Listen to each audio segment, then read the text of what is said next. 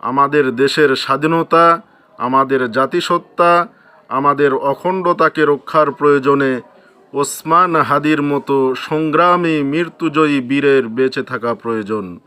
হাজার হাজার কোটি টাকার বেতন নেবে, সুযোগ সুবিধা ভোগ করবে, গাড়ি বাড়ি ভোগ করবে, আর আমার সমাজের শ্রেষ্ঠ সন্তানদের জীবনের নিরাপত্তা দিতে পারবে না।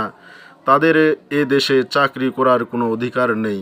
কি বললেন জামাত নেতা গোলাম পরওয়ার? বিস্তারিত শুনুন। এই দেশের স্বাধীনতা, আমাদের জাতিসত্তা, আমাদের অখণ্ডতাকে রক্ষার প্রয়োজনে হাদির মতো এই সংগ্রামী মৃত্যুঞ্জয়ী বীরের বেঁচে থাকা প্রয়োজন। হাজার হাজার কোটি টাকার বেতন নেবে, সুযোগ সুবিধা ভোগ করবে, গাড়ি বাড়ি ভোগ করবে, আর আমার সমাজের শ্রেষ্ঠ সন্তানদের জীবনের নিরাপত্তার তথ্য দিতে ব্যর্থ হবে। তাদের এখানে চাকরি করার কোনো অধিকার নেই। এক শ্রেণীর সুশীল নামের দিল্লির তাবেদাররা টক শোতে, লেখনীতে এমন পরিস্থিতি তৈরি করেছে, মনে হচ্ছে আওয়ামী লীগ না আসলে ইলেকশনটা হবে না। কি করে ইনক্লুসিভ ইলেকশনের নামে, রিফাইন ইলেকশনের নামে আওয়ামী লীগকে ইলেকশনে আনা যাবে, ফ্যাসিবাদের দোসর জাতীয় পার্টিকে জোড়াতালি দিয়ে ইলেকশনে আনা যাবে, তার পক্ষে এক শ্রেণীর বুদ্ধিজীবীরা বয়ান তৈরি করতে চেষ্টা করেছে। শরীফ ওসমান হাদিরা জুলাই যোদ্ধারাই ছিল এই ভারতীয় আধিপত্যবাদের হাত থেকে আমাদের এই স্বদেশ ভূমির অখণ্ডতা, স্বাধীনতা সর্বত্র রক্ষা করা অতন্দ্র প্রহরী। এই জন্য তারা টার্গেট করেছে নির্বাচনের আগে এই জুলাই যোদ্ধাদেরকে হত্যা করতে না পারলে আগামী জাতীয় নির্বাচনে ইসলামপন্থী ভারতীয় আধিপত্যবাদ বিরোধী শক্তির এখানে বিজয় হবে। সংগ্রামী দেশবাসী, এমন সময় হাদিকে গুলি করা হয়েছে ঠিক কিছুদিন ধরে নির্বাচন তফসিল ঘোষণা হবে, নির্বাচনের পোলারাইজেশন হচ্ছে, জনগণ উৎসব মুখর পরিবেশে ভোট দিতে যাবে। সেই নির্বাচনের ময়দানকে এমন একটা ন্যারেটিভের মাধ্যমে সাংবাদিক, লেখক, কলামিস্ট, বুদ্ধিজীবী, শিল্পী, সাহিত্যিকরা বর্ণচোরার মতো যারা 5ই আগস্টের পর যারা লুকিয়ে ছিলেন, আমাদের সরকারের প্রশাসনের গোয়েন্দাদের ব্যর্থতার সুযোগ নিয়ে তারা আবার মাথা খোলস বেরিয়ে দিয়ে তারা আবার এই দেশকে দিল্লির তাবেদার বানাবার চক্রান্তে লিপ্ত হয়েছে। তারই অংশ হিসাবে আমি মনে করি আমাদের স্নেহস্পদ সন্তান এই হাদিকে খুন করার জন্য তাকে গুলি করা হয়েছে। তার জীবন সংকটাপন্ন। আমরা জানতে পেরেছি তাকে চিকিৎসার জন্য আজকেই হয়তো বাইরে পাঠাবার চেষ্টা করা হচ্ছে। সারা দেশ, সারা দুনিয়া এই জুলাই বিপ্লবের যারা অংশীদার, ফ্যাসিবাদ বিরোধী আন্দোলনে যারা অসাধারণ ভূমিকা রেখেছিলেন, তারা সকলেই প্রাণ খুলে হাদির সুস্থতার জন্য, আরোগ্যের জন্য মহান আল্লাহর কাছে তারা চোখের পানি ফেলছেন, দোয়া করছেন। আমরা আল্লাহর কাছে আজকের এই আলোচনা সভায় দোয়া করছি ভারতীয় আধিপত্যবাদ বিরোধী দেশপ্রেমিক যে শুধু নিজের জন্য নয়, দেশের জন্য এবং প্রত্যেক ফ্যাসিবাদ বিরোধী রাজনৈতিক শক্তিকে এই ন্যারেটিভ দিয়ে একটি জুলাইয়ের চেতনায় ঐক্যবদ্ধ রাখার জন্য সে অকুতোভয় সংগ্রামী বার্তা ছড়িয়ে দিয়েছিলেন। সেই হচ্ছে শরীফ ওসমান হাদি। আল্লাহ তাআলা তাকে আমাদের মাঝে ফিরিয়ে দিন। আমরা মনে করি এই দেশের স্বাধীনতা, আমাদের জাতিসত্তা, আমাদের অখণ্ডতাকে রক্ষার প্রয়োজনে হাদির মতো এই সংগ্রামী মৃত্যুঞ্জয়ী বীরের বেঁচে থাকা প্রয়োজন। শরীফ ওসমান হাদিরা জুলাই যোদ্ধারাই ছিল এই ভারতীয় আধিপত্যবাদের হাত থেকে আমাদের এই স্বদেশ ভূমির অখণ্ডতা, স্বাধীনতা সর্বত্র রক্ষা করা অতন্দ্র প্রহরী। এই জন্য তারা টার্গেট করেছে নির্বাচনের আগে এই জুলাই যোদ্ধাদেরকে হত্যা করতে না পারলে আগামী জাতীয় নির্বাচনে ইসলামপন্থী ভারতীয় আধিপত্যবাদ বিরোধী শক্তির এখানে বিজয় হবে।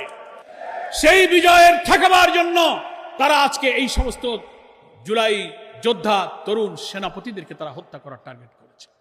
এরপরে এক একজন করে নাম শোনা যাচ্ছে, এরপরে টার্গেট অমুক, এরপরে টার্গেট অমুক।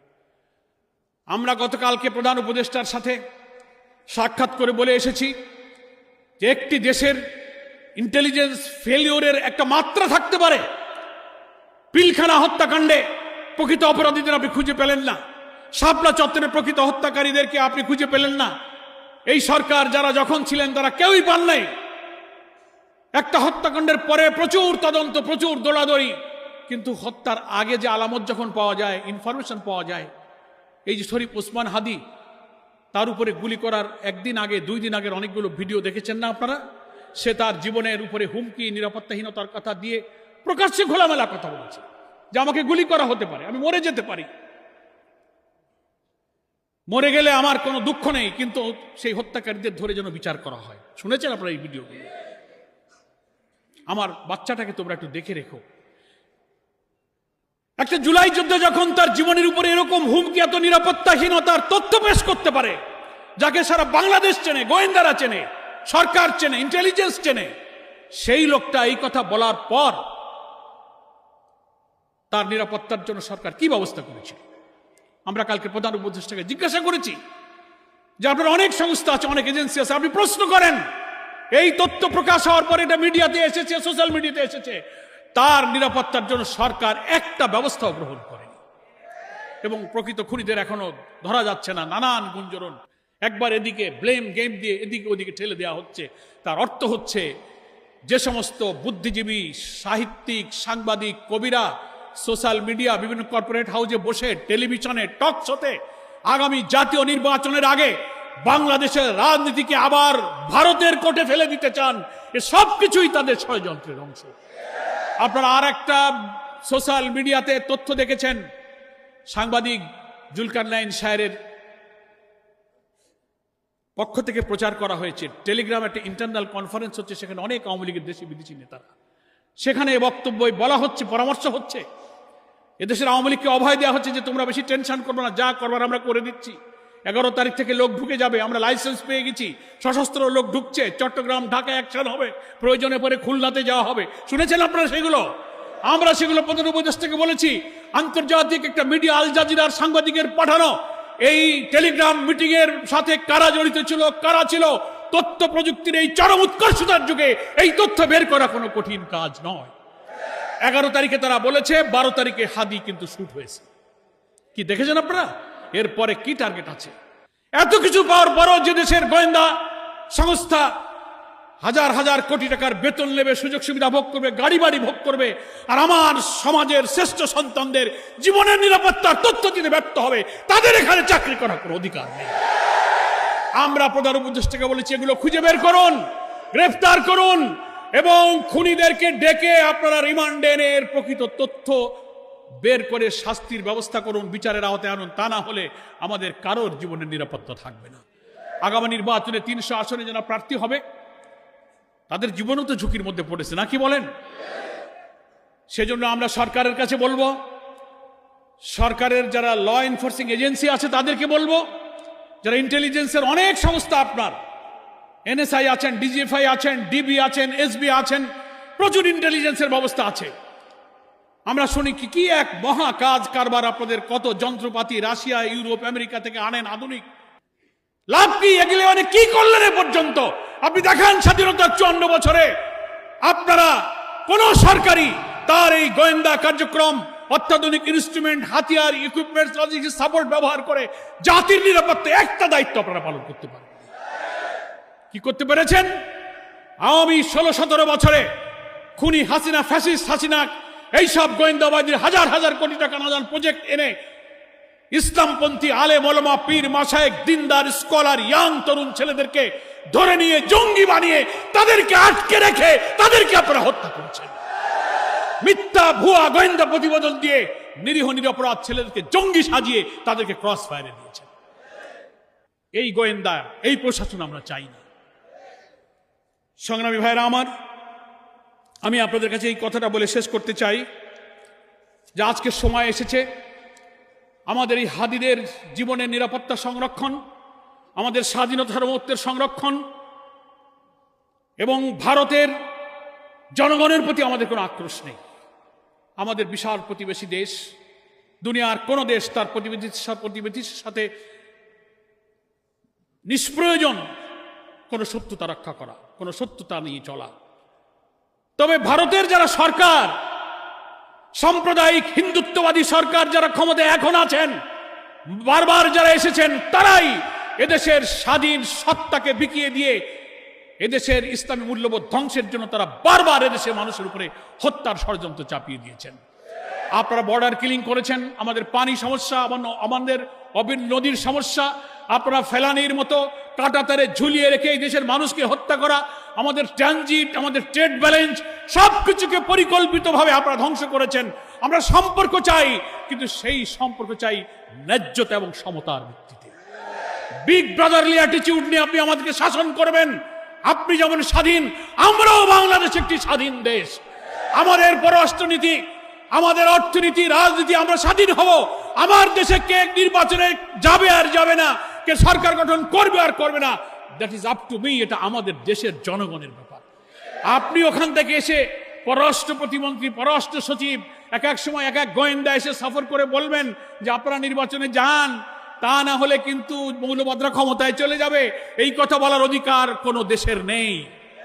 এগুলোই আপনারা এতকাল করেছেন।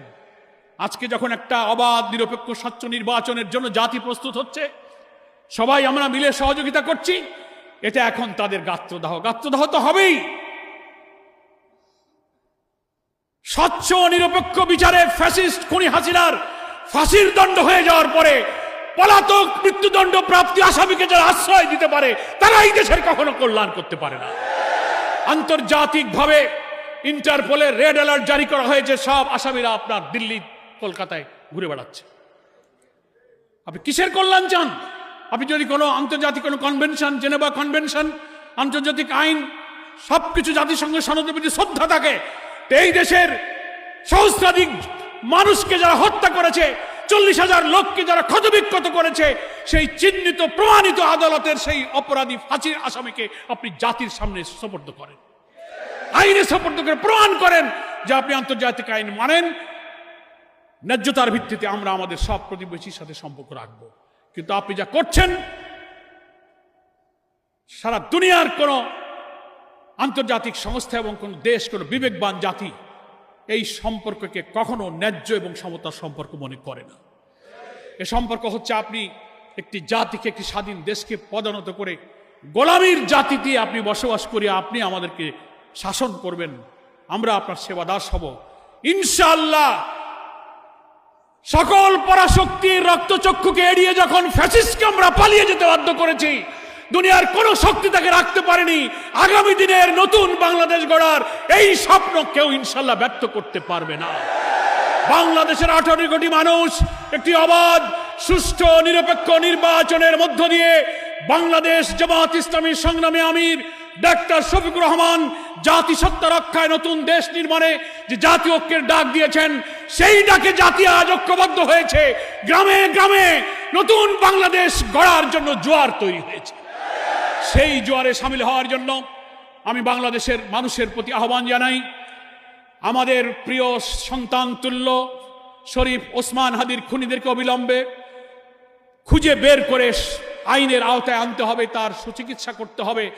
আর যেন একটি প্রাণ না যায়, আর যেন কোন জুলাই যোদ্ধা, দেশপ্রেমিক, আধিপত্যবাদ বিরোধী সৈনিকের উপরে আক্রমণ না হয়, এ ব্যাপারে আমাদের সরকারকে কঠোর নজরদারি করতে হবে। তা না হলে এই জাতি, যে শেখ হাসিনাকে মনে করেছিল মানুষ একে কেউ সরাতে পারবে না, লৌহ মানবী, কোন লৌহ মানবীতে কাজ হয় নাই, দুপুরের খাবার রেখেই পালাইতে হয়েছে। তো আপনার সেই তুলনায় কিচ্ছু না। এই জাতির যদি অস্তিত্ব না থাকে, এই জাতি কারো অস্তিত্ব